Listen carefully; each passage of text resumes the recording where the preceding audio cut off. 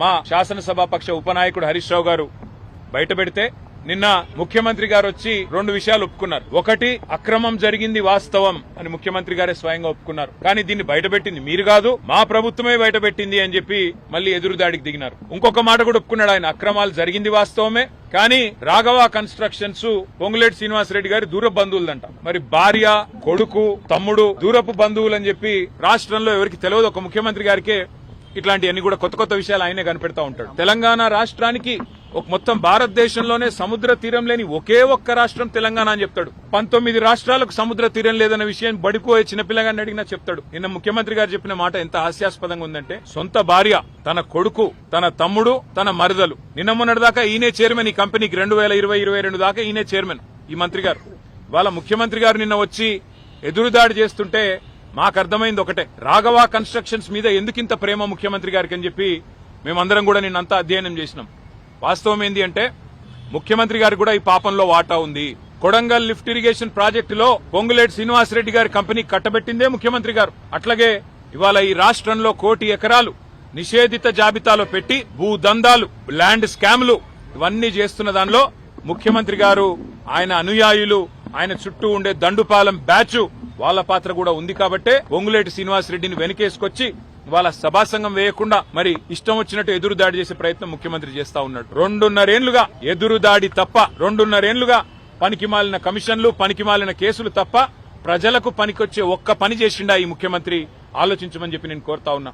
మరి ఇవాళ మా డిమాండ్ ఒకటే, స్పష్టంగా అడుగుతా ఉన్నా మీ ముఖ్యమంత్రిని, ఈ ప్రభుత్వాన్ని, తప్పు చేయకపోతే భయం ఎందుకు?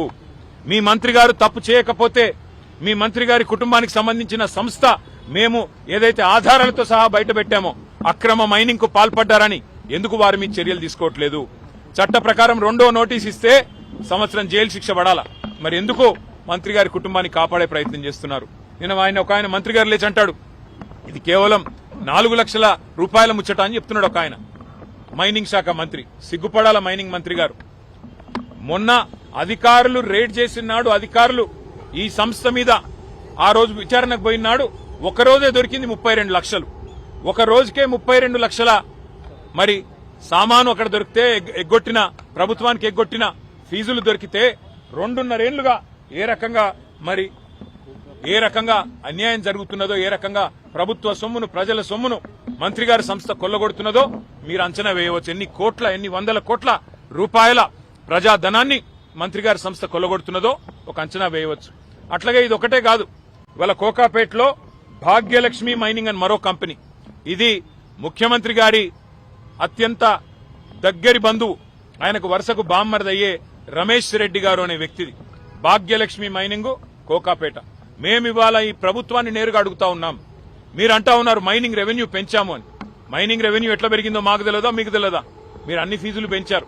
నిజానికి పెంచిన ఫీజుల ప్రకారం ఈ ప్రభుత్వానికి ఈ రోజు 1700 నుంచి 1800 కోట్ల ఆదాయం రావాలి, కానీ వస్తున్నది 900 కోట్లు. మరి మిగతా 900 కోట్లు ఎవరి జేబుల్లో పోతున్నాయి? రాఘవ కన్స్ట్రక్షన్ జేబులో పోతున్నాయా? భాగ్యలక్ష్మి మైనింగ్ రమేష్ రెడ్డి, కౌశిక్ రెడ్డి జేబులోకి పోతున్నాయా, లేదా ముఖ్యమంత్రి ఖాతాలోకి పోతున్నాయా? తేల్చాల్సిన అవసరం ఉంది. అందుకే మేము పట్టుబడతా ఉన్నాం. సభా సంఘం వేయండి, మంత్రి గారి పాత్ర ఏంది, ముఖ్యమంత్రి గారి పాత్ర ఏంది, అట్లాగే ప్రభుత్వంలోని ఇంకా ఇతరుల పాత్ర ఏంది, దండుపాలెం బ్యాచ్ పాత్ర ఏంది, అన్ని బయటికి రావాలంటే గతంలో ఆనాడు డాక్టర్ వైఎస్ రాజశేఖర రెడ్డి గారు ఓబులాపురం మైనింగ్ కార్పొరేషన్ విషయంలో ఇట్లాగే ఆరోపణలు వస్తే ప్రతిపక్ష శాసనసభ్యుడు నాగం జనార్దన్ రెడ్డి గారి నాయకత్వంలో వారిని హౌస్ కమిటీ చైర్మన్ గా నియమించి మరి వారు ముందుకొచ్చారు పారదర్శకంగా. ఇవాళ నిజంగానే ఈ ప్రభుత్వం తప్పు చేయకపోతే, మీ మంత్రి తప్పు చేయకపోతే, మంత్రి కుటుంబం 100 కోట్ల అవినీతికి పాల్పడకపోతే ఎందుకు ప్రభుత్వం భయపడుతున్నది? ఎందుకు సభను వాయిదా వేసుకొని పారిపోయింది అని మేము అడుగుతా ఉన్నాం. తప్పకుండా ప్రధాన ప్రతిపక్షంగా వదిలిపెట్టం. ఈ పాపంలో, ఈ మంత్రి గారి స్కామ్ లో నిన్న భారతీయ జనతా పార్టీ సభ్యుల ప్రవర్తన కూడా మీరు చూశారు. వారు ఇవాళ ప్రతిపక్ష పార్టీలాగా లేరు. భారతీయ జనతా పార్టీ వాళ్ళు మేము ఎన్ని రకాల స్కాములు బయటపెట్టి కేంద్ర ప్రభుత్వానికి చెప్పినా కేంద్రం స్పందించదు. నిన్న మైక్ ఇచ్చిన స్పీకర్ గారు బీజేపీ సభ్యులకి, వాళ్ళు కూడా మంత్రి గారి అక్రమాలకు వంత పాడుతూ ప్రభుత్వం ఆడినట్టల్లా ఇక్కడ బీజేపీ ఆడుతా ఉన్నది. ఇది కూడా రాష్ట్ర ప్రజలు గమనించాలని చెప్పి కూడా మేము కోరుతా ఉన్నాం.